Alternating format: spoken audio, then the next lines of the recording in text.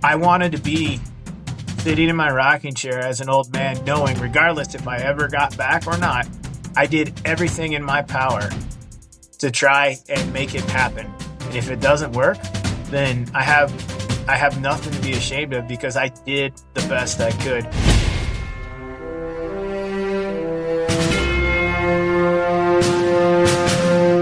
Welcome to Mindset Lessons from the Field. I'm Gina Cazazza, the author of the upcoming memoir, Training with a SEAL. Today's guest is a definition of grit. He's a Green Beret, Silver Star recipient, and the author of Tip of the Spear, a harrowing, heroic journey of stepping on an IED, nearly losing his life, and defying all odds to return to combat with Special Forces. Now he is the owner and founder of the nonprofit Tip of the Spear, a landmine removal nonprofit where they remove landmines in the Ukraine. Ladies and gentlemen, please welcome Ryan Hendrickson. Ryan, thank you so much for being on the show. Yeah, no, I appreciate you having me. It's awesome. I'm really excited. There's a lot out there on you, and you have this book as well. So I want to kind of dive in to more surface questions that are going to dig deep for our listeners on mindset and stuff like that. So let's get into these deeper questions where let's talk about the IED blast. You were laying on your back and you were like having these moments where you were like, I'm going to die here, but I'm going to die as a boy, not a man. What changed in you from that point on, and what does becoming a man mean to you now? September 12th, 2010, when I stepped on the IED, we were conducting a clearance of the Chutu River Valley. It borders Aruzgan and Helmand province, real nasty place. And so yeah, you kind of gave it away. I stepped on an IED and everything like that. But after the explosion, what's really weird is when you're in, like, when I stepped on it, all I heard was a pop. But later on, I found out from my friends, months later when I was talking to guys, they were like, "Oh man, it rocked the valley." For me, it just sounded like a pop. And then I was laying on my back, and I remember the first thing that I was thinking about is I can't breathe. The reason for that was all the dust and the ammonia in the homemade explosives. I was like, I didn't know what happened at first, but I was thinking, I was like, I can't breathe and I can't get up. I don't know what's going on, and it didn't hurt yet. And as we're talking, it's minutes, but this is happening in seconds on the ground. And so I'm laying there and it's all right. I need to control my breathing.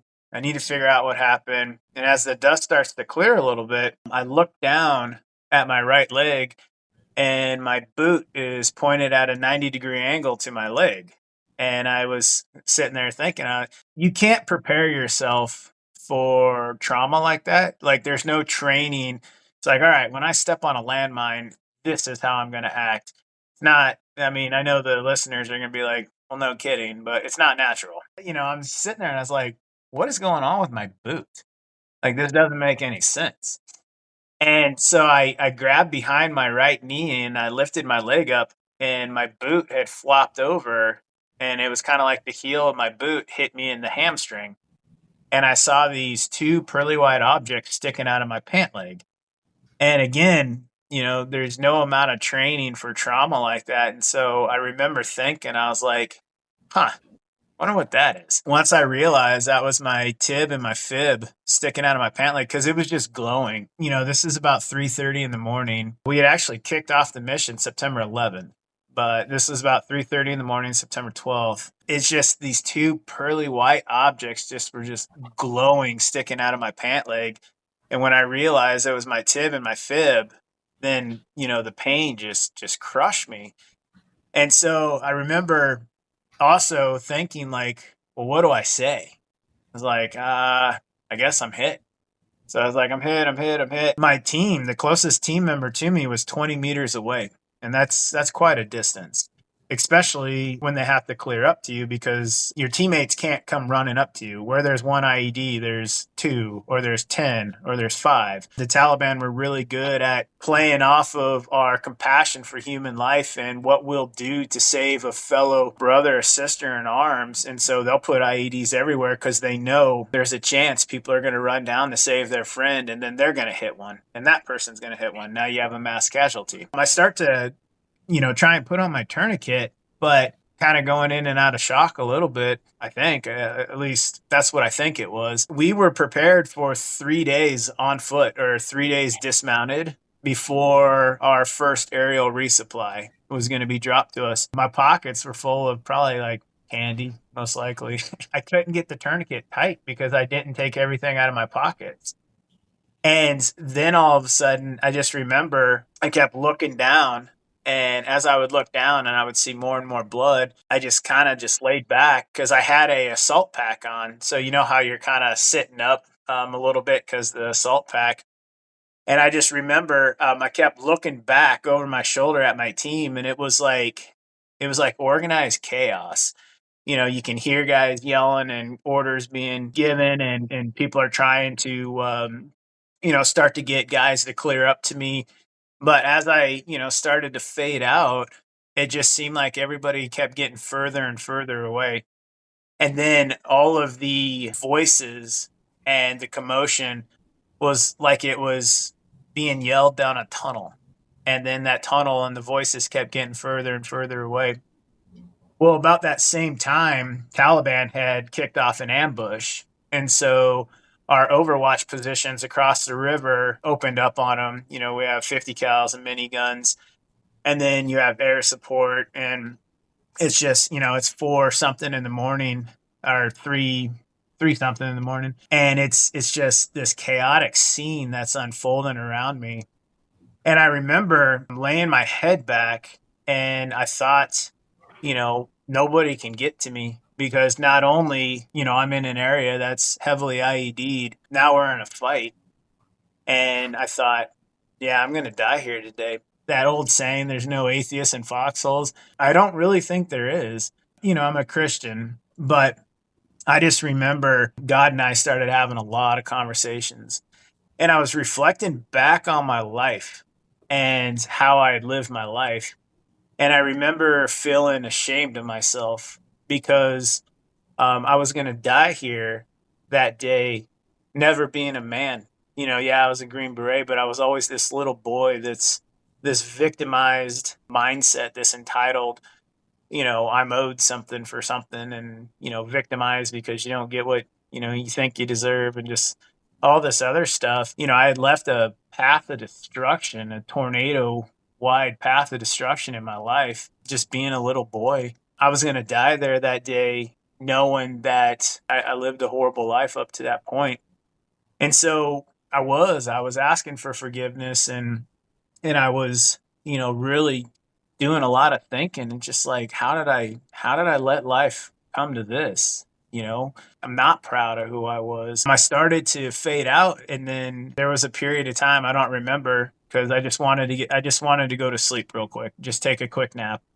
And then I get this slap across the face, and one of my teammates had made it to me. They're starting to, cut my pants so they can get the tourniquet on and everything like that. I just remember, like, as my team was surrounding me, but also setting up security because of the situation. Well, it's like a rolling security. Security was already set up, but they're moving with it. As all this is happening, I remember, the pain was so excruciating, and I was just asking God, please, do something to just ease everything. They'd given me a fentanyl lollipop. I chewed it up. They hit me with morphine. I broke out in hives everywhere. So I found out I'm allergic to morphine. So that's good to know. Again, I remember looking up in the sky, and at this time it's getting light outside. It's kind of that time when you're like, do I need night vision? Don't I? But I remember looking up in the sky, and as everything was unfolding around me, and the chaos of the Taliban trying to close the distance with us, because if I can close the distance with you, you can't drop bombs on me, right? Or else you're going to hit your people. Just through all this, there was this eagle circling me. And I remember looking up and seeing this eagle through everything. It just kept circling me. And that's when I was like, all right, I'm good. I'm going to be okay. But the realization, that real end of life realization that I was not happy with the life that I had lived. Yeah, no, that was really, really profound. And that's what started me on my journey to today, basically. Here's my question for you, because you said a lot in there, but like you're laying down, you're about to die, and you're asking God for this second chance because you, according to one of the interviews, like you were like a monster and you really wanted the second chance to like be better, right? But then you get it, right? And you're laying down in the hospital bed alive, right? You're going through like 27 surgeries, like all this stuff is happening, right? But you're spiraling, like you're in this dark, dark place, right? And it wasn't Mhm. until your dad told, like, who was your caretaker at the time, like saying, like, we have to have this conversation Mhm. because you're about to go down a path that you're never going to be able to come back from. So my question is, how do you go? Um, at some point did you like from I want a second chance to I got a second chance, but I'm again wasting it in a way of I'm becoming a Mhm. victim? Does that make sense? It does. So actually, I did not care if I had a second chance, because I felt like I deserved the outcome that was coming. When I got the second chance is when I realized like God has a plan for me. But no, I felt like I deserved what was coming my way. And that's a really, really bad way to die, if you're going to feeling that you deserve it. And yeah, I did. I felt like, yeah, I got this coming. Karma, you know what they say. But in the hospital, there's yeah, I really, really started to get sucked in to this self-induced entitlement, victimized mindset. And the entitlement was, you don't know what I've been through. Look at what I've done for our country, and just go down that rabbit hole. And this entitlement, look at our country today, especially our youth. Entitlement is an impossible void to fill. You can't fill it. And so when entitlement doesn't get filled, it turns into victimization. Well, I deserve this. How come I'm not getting this? Poor me. And then life goes down from there. And I really do feel in America like it's so easy to be a victim. It's kind of celebrated, to tell you the truth. But for me, personally, as I'm heading down this really destructive, self-induced path I was on, my dad, had this conversation with me, and he said, "Hey, the path you're going down right now, I know it, and I'm gonna, we need to have a talk." And he said, "The way I see it, right now, you have two choices in life. You're at a crossroads." He said the first choice is you can continue to head down the path you're on right now. You can continue to be the victim. You can continue this self entitlement that you have with what you think that you deserve. And this is what's going to happen. Number one, you're going to start to push everybody away from you because you're not going to get the self satisfaction that you think you deserve, or your entitlement is telling you deserve, because it's impossible to feel. So when you're not getting this, you're going to start to push people away. And then you're going to turn into a victim of your own injury. You're going to be victimized by your injury. You will never leave September 12th, 2010. And once you become a victim, and that entitlement void of what you think you deserve because of what you think you sacrificed, he said you're going to turn to a substance, or you are going to turn to some reckless behavior to try and fulfill what you think you deserve or what you need, or to numb pain that you're going through, because this path only equals pain. And then there's going to come a point when nothing's going to work for you anymore. And he said, son, you're going to be one of the 22 a day. And he said, this is how it works. This is what's going to happen. Or you can use this situation, you can use this pain, you can use this darkness that you're going through right now to make yourself stronger, but don't do it for yourself. Make yourself stronger to help other people. And he said, if you use this experience, as bad as it seems right now, if you use this experience to make yourself stronger so you could benefit and help other people grow, iron sharpens iron, right? And if you can do that, then you are going to be fulfilled and you are going to be on the right path to happiness. He said, it's a hard path. It is really hard and it's full of letdowns, but that's life, son. And he said, let me give you a little bit of advice. He said, this is life, and life, it can be ugly and it can be cruel. He said, but you are not the most important person in the room and nobody owes you shit. It's just the way it is. So you need to get over yourself. You need to quit thinking that everybody owes you something. You need to man up, become the man that you wanted to be when you were laying there along the Helmand River. You need to man up. You need to take responsibility, and you need to use this experience. You have a second chance at life. I expired twice on when I got to the role facility, the role 3, and you have the golden button. You are gifted a second chance at life. He said, don't waste it being a victim. Don't waste it being an entitled little boy. And so that's really what, kind of spoke to me right there. And no, I didn't jump up out of bed and was like, oh, I'm changed. And, the pastor shakes your head and he's like, you're forgiven and everything's great. This is life. I get pounded down all the time. I feel sorry for myself lots because it's easy. But that moral compass, that north-seeking arrow, I can always get back on path. And it's because of that conversation my dad and I had, when I was in the hospital, really going through some dark times. So I also want to be clear, like within the audit, like our listeners, and also for myself, was this also while you were having your survivor's guilt as well? It's kind of like everything all at once. It was like the injury that you're coming back from, and then also the survivor's guilt of learning about what happened to your teammates. So after we're going back after the people that, essentially blew you up, your leg up. So are we in the right time frame right now? Yeah. I mean, when I found out Calvin died, I was in the hospital, and it all just kind of compounded on top of each other.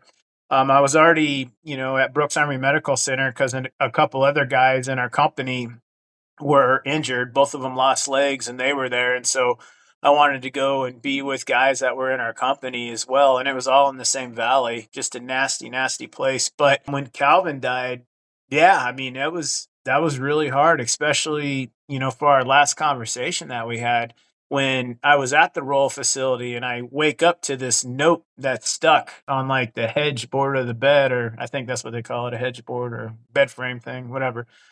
But it said it was just a Post-it note, and it said, "If you're reading this, you're alive." I was like, "If I'm reading this, I'm alive. What are you talking about?" I didn't, because obviously, I'm not awake through the whole surgery, watching them, kind of, coaching them or anything like that. So, but I read that Calvin was there at the hospital for me. And what was crazy is, I was the new guy in the company. Calvin was extremely a senior guy. I felt so alone when I got to the roll facility and I woke up from my first surgery, or maybe it was the third surgery. I don't remember, but I felt so alone, and I felt defeated. I kept hearing the Taliban, we could intercept their communications because they just use FM freaks. And so, we can listen in on a ICOM channel, and they were celebrating and laughing and cheering about me, because, they had eyes on. I just felt, alone. And then he shows up, and the conversation we had and the words that he said to me. And then when I found out he died, I mean, it hit me really hard. But another, another old man conversation, my beliefs as a Christian, I believe that when you're born and when you die, that's not up to you. That's up to God. God knows well in advance, when you're born, and also when you're going to die. So it's kind of like a book. The beginning and the end chapter has already been written. It's not up to you. That's up to God. But those middle chapters, those middle pages, they're all blank. And what are you going to do? How are you going to write those pages and fill in those chapters of your life? That's what's up to you. And Calvin's book of life, what he did and how he helped people, he did it right. And he helped a lot of people. And so looking at it that way, if you can't control death, I mean, you can't. It's not up to you, And also it's war. People die in war. You can't pick and choose who's going to die, if you're close to them or not, or if it's fair or if it's not fair. We've had plenty of brothers that have been killed, and it's like, how this man, his wife, kids, and how is this possible? It just is. It's war. Looking at it like that and understanding that, life is short. Those middle chapters are up to you. And how's your book going to read in the end? And that's kind of how I live my life, to tell you the truth. I want my book to read, well, I have a book, but I want the book of my life to read, that I helped people.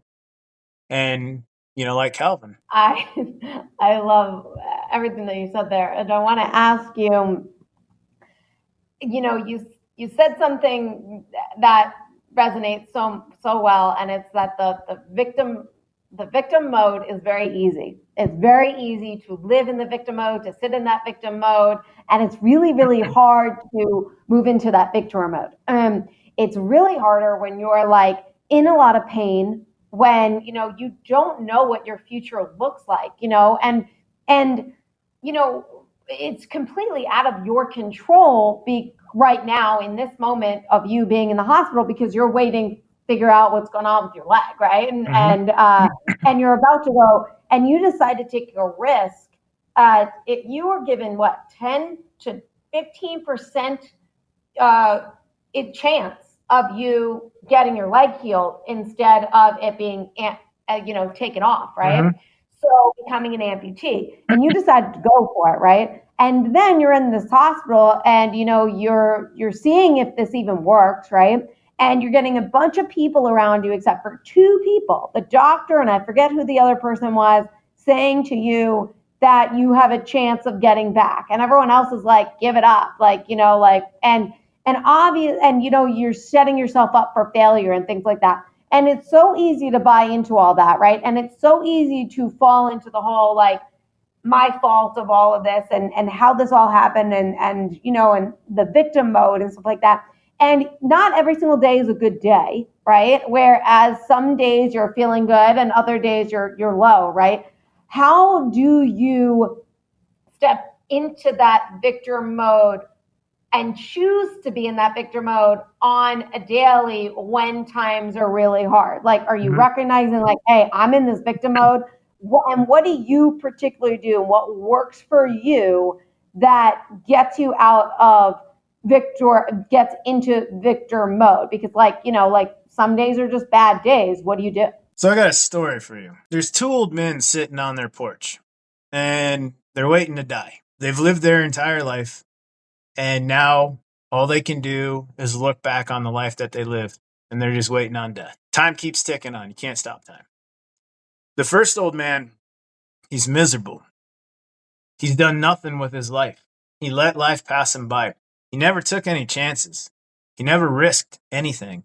He never did anything he could fail at, because failure, he didn't ever want to fail. And so he lived in this comfort zone to where he did nothing with his life. Outsider looking in is like, man, this guy's done it. He has money, he's nice house, family. But when it's between him and himself and his memories, he's miserable because he's done nothing with his life. He never, ever stepped out of his comfort zone, because he just lived the life that he lived, and he let life live him. So he was miserable, full of regrets, full of I wish I would have's, and he can't now because he's waiting on death. Then there's the second old man. The second old man, he's happy. He's fulfilled. He's done everything there is to do. He has lived his life to the best that he possibly could. He's failed multiple times. He's succeeded some. He's taken chances. He's risked everything. He's done it all. And now he's sitting back in his chair, probably drinking a beer, and he's just happy, fulfilled, content because he lived the best life and he lived life to the max that he could for himself. When I look at that story, again, from my dad, and I look at my life, the question is, which old man or old woman do you want to be? Because everyone's going to get to that point in life where you have no choice but to reflect back. You can't stop that. Everybody will have self-reflection at some time in their life. Are you going to look back and are you going to be ashamed how you lived life? Or me with my injury? My dad said, are you going to look back and be ashamed how you handled this situation, how you handled this injury? Or are you going to be fulfilled, content, happy because you know you did it the best you could? You owned it. You took control. You took responsibility.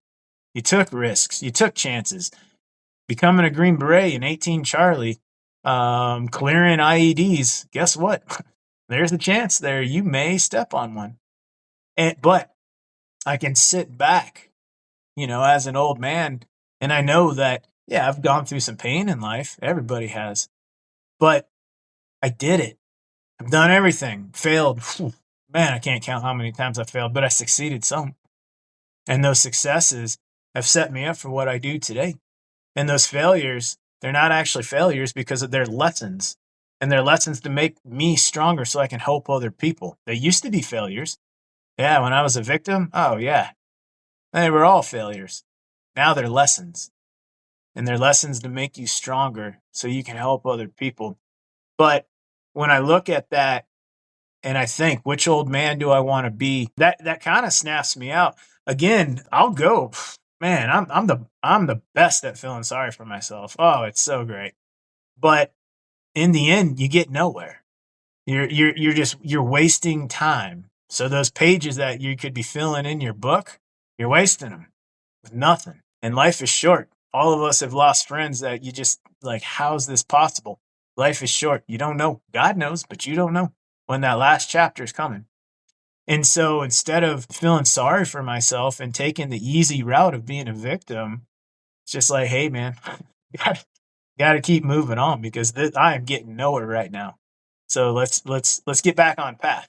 That north-seeking arrow. Let's get back. Let's get back on path and let's start living life again. So that's kind of, I guess my thing. Yeah, no, I think we all need something or some feeling like to pull.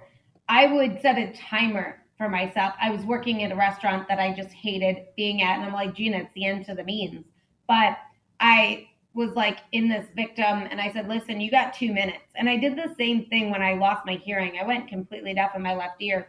And it was a Friday when I said to myself, I think I like lost it like Thursday. And by Friday, I said, you have the weekend, 2 days. You got cry, pity party. Before the restaurant, I gave myself 2 minutes. I don't know why two seems to be a theme in my life, but I'd give myself 2 minutes before I'd walk into the restaurant and I'd cry the moment the timer went off. I'd walk into the restaurant, I'd high five everybody, and I'd be like cheering everybody on. And like nobody had any idea that 2 minutes ago I was crying, right? Because I was there.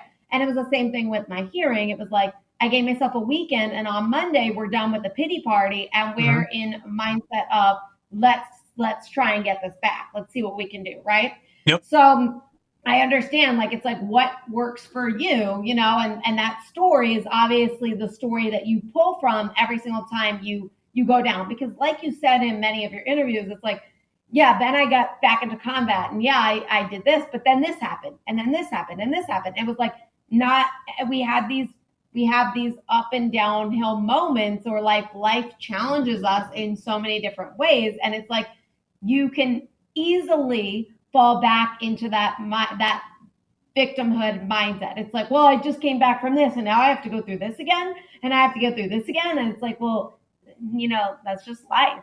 Yep. And also I feel like when you're when you are going through this again, you're going through that again. To me, you're living a fulfilled, challenging life because you Hmm. wouldn't be going through that if you're living in the comfortable and the safe. And not many people get to go do that. Hmm. And I want to stay in the hospital for one more second as we talk about your childhood, where you were sexually abused as a child from 6 to 7, I think it was, for in those, and you said you didn't say anything until you were in the hospital and you broke that silence. And I want to know, A, what made you break that silence? And looking back, what would you say to your younger, that 6-year-old you that felt like you just, like you had like no escape, like that was just like Hmm. you were just, you deserved it, whatever you want to call it. Being in the hospital and being there with my dad, such an inspiration to me, and all the narcotics that you're on, it's kind of like truth serum. And for me, what had happened at the hands of a stepmother was something that I had buried, but I had allowed it to turn me into that little boy that I was talking about, where I felt, all females deserve to hurt like I did. And I lived my life like that, just creating just such destruction. And I would use my experiences, as a child with this stepmom as the excuse of why, it's okay for me to do this to, relationships that I had, two failed marriages, just an absolute monster. But I blessed off on it because it's like, well, this happened to me, so it's okay for me to be an asshole and just a really, really bad person. And then I got the wake up call September 12th. Coming out and telling my dad about it it actually wasn't that hard because of all the medication I was on. I look back now and I don't really know why I decided that, I wanted to talk to my dad about it, because he didn't know. He had no idea. This stepmom figure had me believing like this is what big boys do. This is normal. You just I just never talked about it. Maybe it was the shame of it, or I'm not sure. But as far as, coming out and telling my dad, I actually don't really know why I did, but I know I could see the hurt in his eyes, because he wasn't able to protect me during those times, when I was vulnerable child, because my dad would leave on logging trips. He'd be gone for a week at a time or something like that when he was logging, thinking that your kids are safe, with this adult figure, and then to find out, things happen. Talking to my dad about it was one thing. The reason why I started to talk more publicly about it is because I saw the statistics. I could be wrong, but it's like 1 in 4 little girls and 1 in 6 or 1 in 8 little boys in America alone, or maybe it's even less than that. Maybe it's 1 in 3 little girls and 1 in 5 little boys. But the statistics are absolutely disgusting, and it's absolutely mind blowing, especially in America. And it's very common. You're not, it wasn't something that just happened to me. This is very common. Unfortunately, it was very common. I don't know the statistics now, but I don't even want to know, to tell you the truth. I started to get more public about it because, I had had conversations before in private with friends and stuff like that. They were like, yeah, that happened to me too. It's like, what? Like, how? Are you kidding me? Like, no.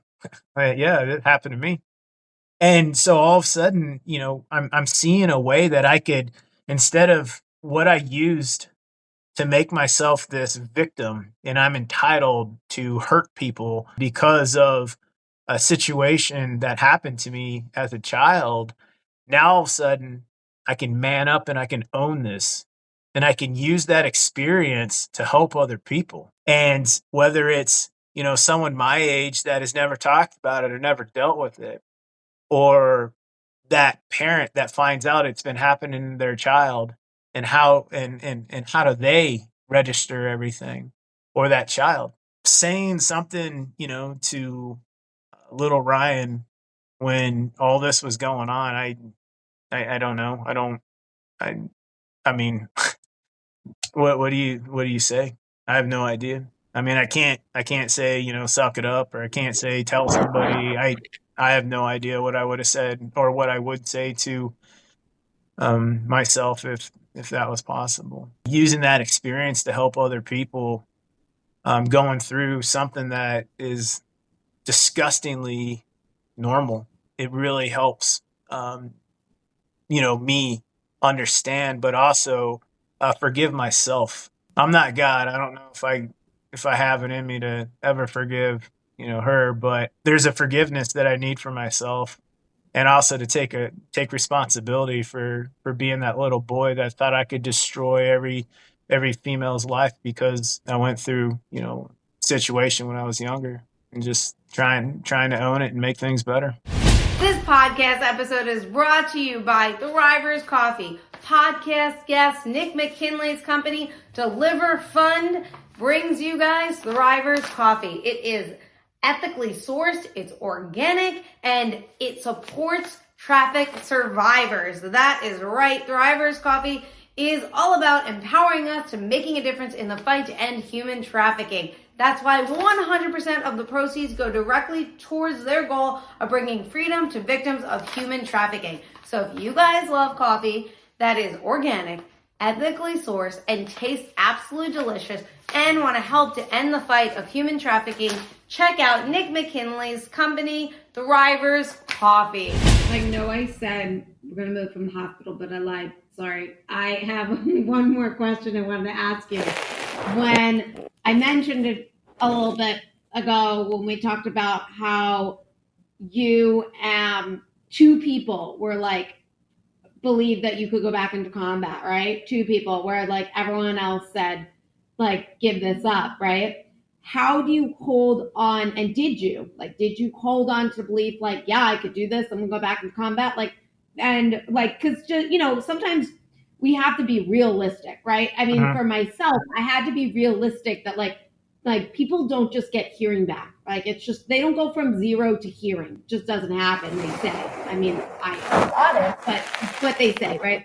But I knew that there was at one point in time where I had to just accept the fact that this may never come back, and you have to just kind of like let go of that control and be okay with it, right?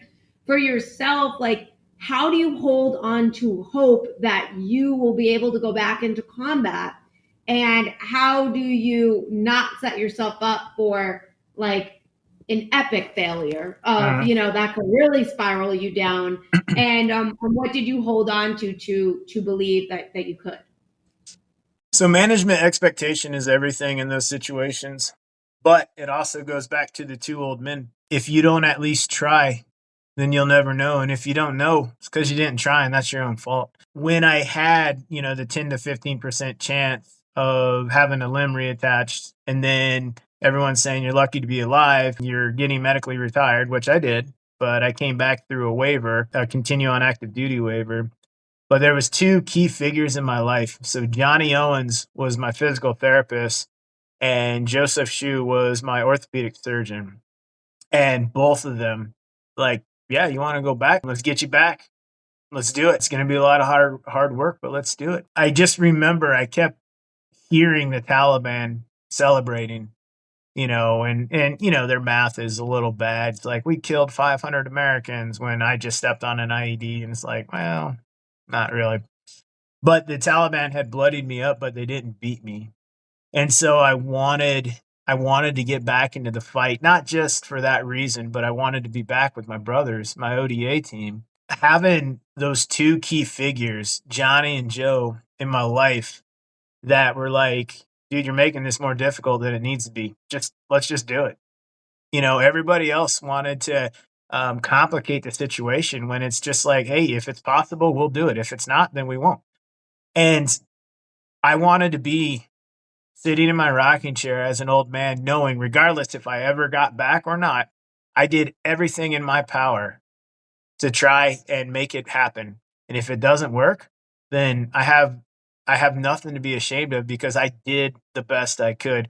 And that's how you avoid a lot of these pitfalls when it comes to like, I'm going to do this. Like me, I'm going to go play in the NFL. Well, no, you suck. You're not. it was like, I'm going to put my whole life and all my goals on playing the NFL. I mean, you're going to have a pretty bad letdown. You manage that expectation like, hey, I'm going to give it everything I got. And in the very end, if I fall short, I know I did everything in my power. I held nothing back. I left it all out there. So when I'm that old man and I'm sitting in my rocking chair, that's a victory to me because you at least tried and you got the experience. That's how I actually view situations like that. And the surgeries and the skin grafts and grew 2 inches of bone and everything happened. And next thing I know, I got blown up September 12th, 2010, and I was back in Afghanistan, Panjwai District, Kandahar Province, March of 2012. Wow, absolutely incredible, Mhm. incredible story. And you now I'm going to fast forward a bit because I want to talk about. I'm assuming right before you then started your nonprofit, and you were like talking to a friend or something, and you were needing a purpose, and Uh-huh. you are, and so many people that come onto the show, and so many people in life in general, they feel like they lose an identity when they, I mean, and we lose identities like when we graduate from high school and we get into being an adult, right? And when you become a parent and you uh, retire and all these moments in your life, Mhm. and for you it was like military was something that you were being shaped for since you were a child, like you Mhm. knew this is where you were going to go, right? So how do you rebuild from that loss of identity and to finding your purpose into where you are today and the person that you currently are?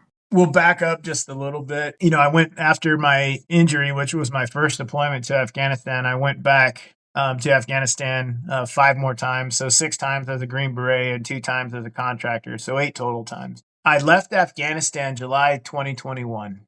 And so not the full withdrawal, but pretty close to August 2021 when all U.S. troops left Afghanistan.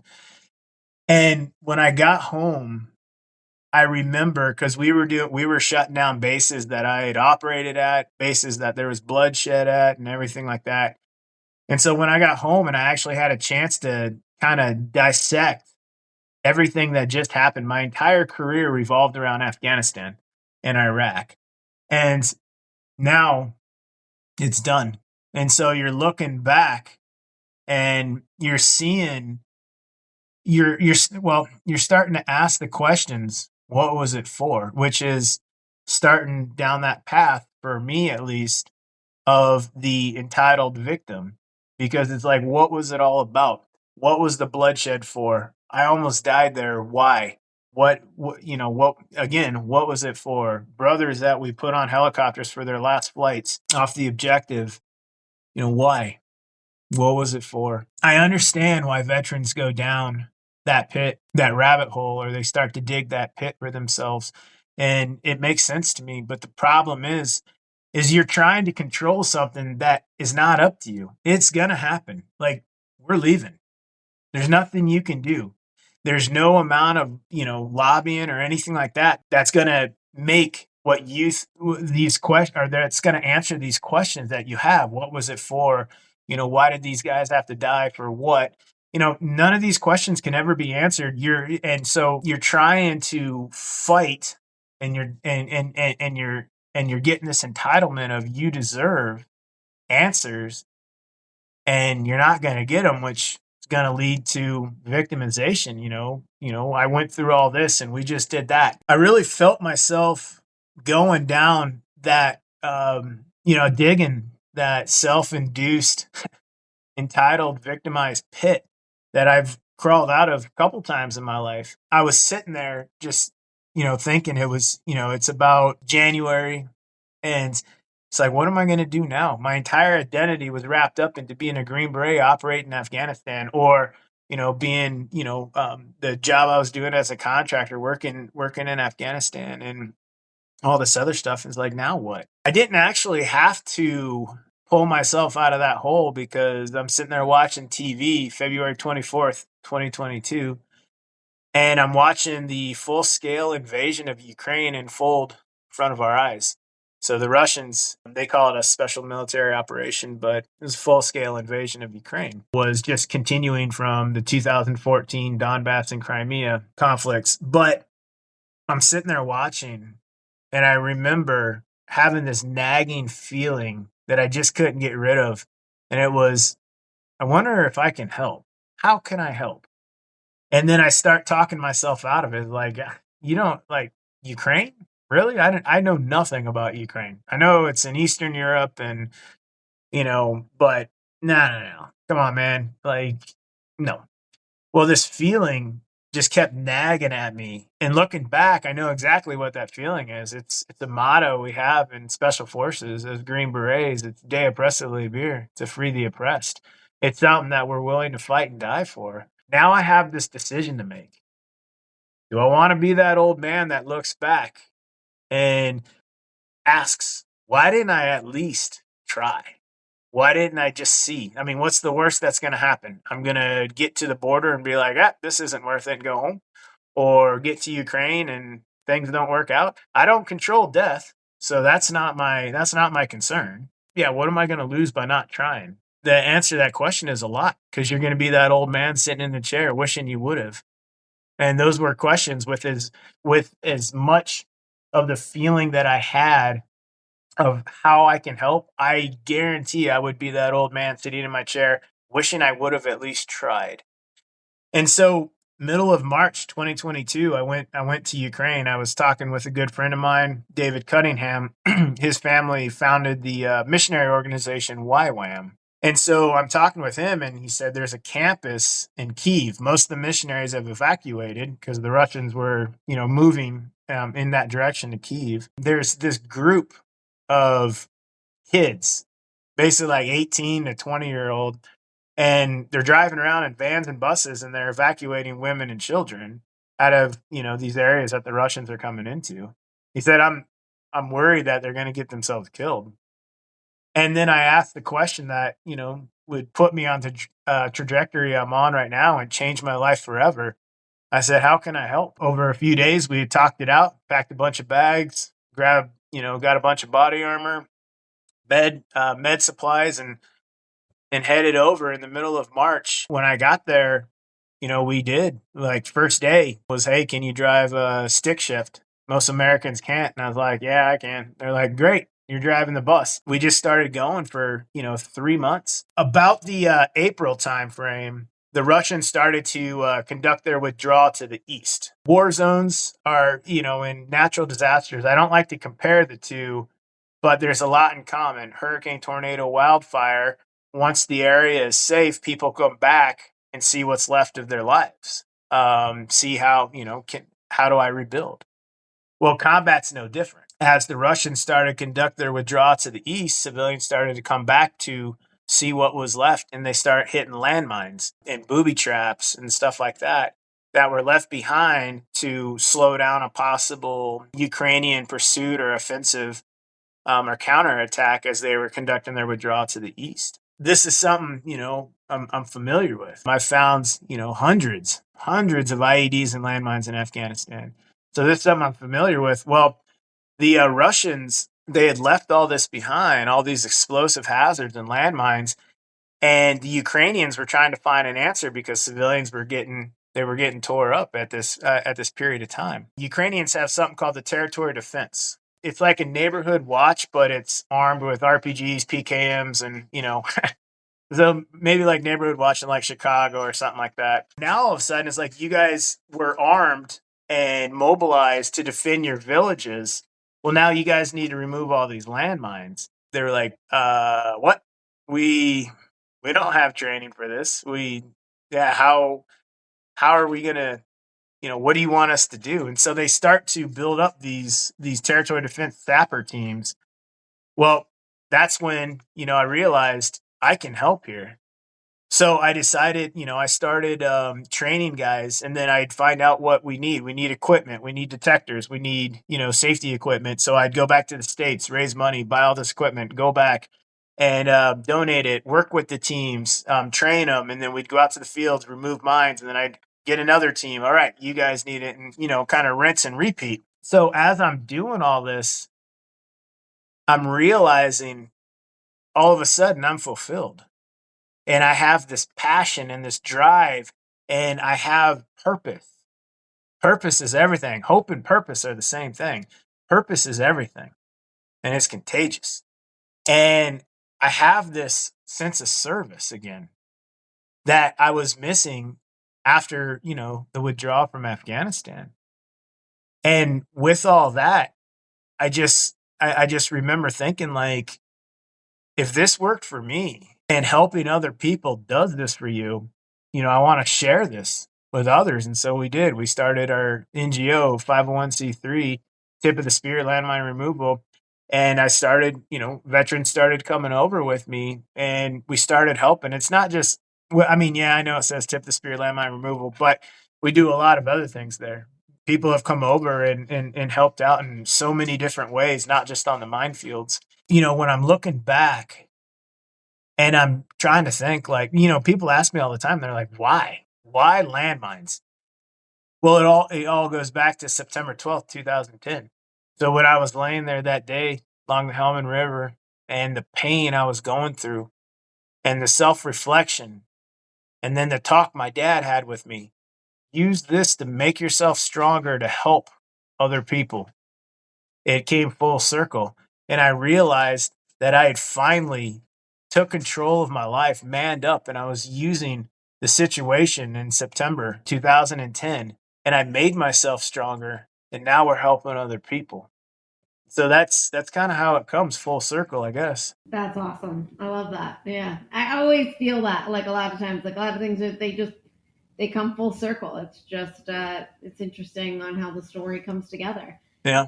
For the final question on the show, what do you have for our listeners that they can do on a daily basis to strengthen their mental fitness, their grit, their resilience, so that way when everyday challenges come their way, they're armored up? Get out of your comfort zone. Get out of your limitations. Challenge yourself. The best motivator and the best thing for a human being is to challenge yourself. Something as stupid as these cold plunges. It is. But challenge yourself. Make yourself comfortable being uncomfortable, and you're going to grow. Don't settle with your everyday left, right, left going through life.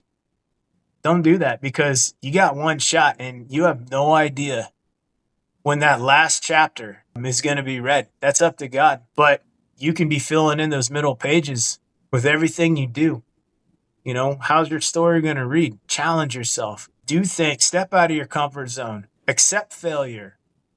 Use failure as lessons. Don't go through life left, right, left, because you're going to get to an age where you're going to look back and you're going to have to answer for why you never tried. That's up to you. Thank you so much. You're absolutely incredible, and I really appreciate you coming on to my show. Absolutely. It's amazing. We're gonna, everyone that's listening, check out his book, Tip of the Spear. It's gonna be in the show notes too, where you can just click on the link to purchase it. It's available on Amazon. Also, we're gonna put a link to Ryan's organization, Tip of the Spear. If anyone wants to donate, reach out to Ryan.